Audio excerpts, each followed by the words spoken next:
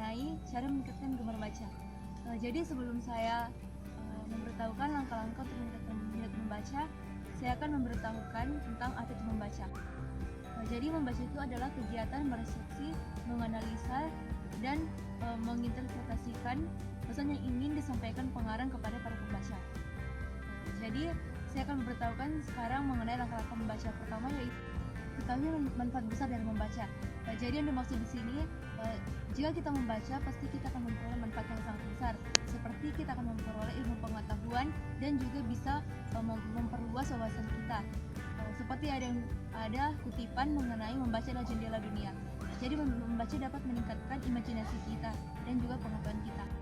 Yang kedua yaitu alokasikan waktu khusus untuk membaca.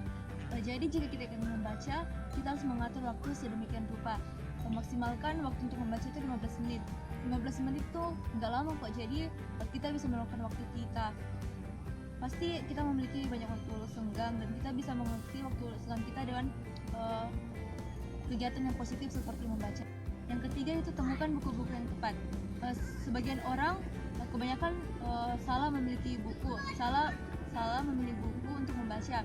Jadi dengan salahnya memilih buku itu pasti minat membaca itu akan rendah. Jadi sebagai orang tua dan juga sebagai siswa kita harus pintar-pintar untuk mencari buku yang sesuai dengan umur kita, sehingga minat membaca dalam diri kita itu bisa semakin meningkat. Yang keempat yaitu buat diri Anda terpaksa membaca. Jadi kita harus menanamkan minat dalam diri kita sehingga kita bisa untuk mencapai keinginan kita itu. Jadi misalnya kita menentukan diri kita, misalnya hari ini kita akan memfokuskan pada satu bacaan pelajaran dan lusa kita akan memfokuskan pada bacaan tertentu. Jadi dengan membaca itu kita bisa membuat diri kita itu meningkatkan minat membaca atau minat membaca dan diri kita itu akan tumbuh dengan sendirinya. Kemudian yang kelima yaitu bergabunglah dengan komunitas.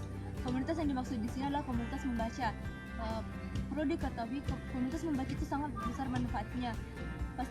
Pasti dengan kita bergabung dengan komunitas-komunitas membaca, pasti kita akan terpacu untuk semakin gemar membaca karena kita dikelilingi oleh orang-orang yang gemar membaca. Yang keenam yaitu sampaikan apa yang Anda baca.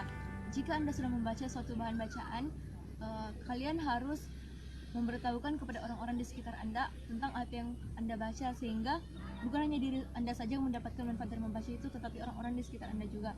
Jadi teman-teman, kesimpulan yang bisa saya sampaikan di sini adalah sebagian besar orang Indonesia mempunyai minat membaca yang rendah. Jadi sudah menjadi tanggung jawab kita sebagai pelajar untuk mengubah persepsi itu dan membuat orang-orang di Indonesia semakin gemar membaca.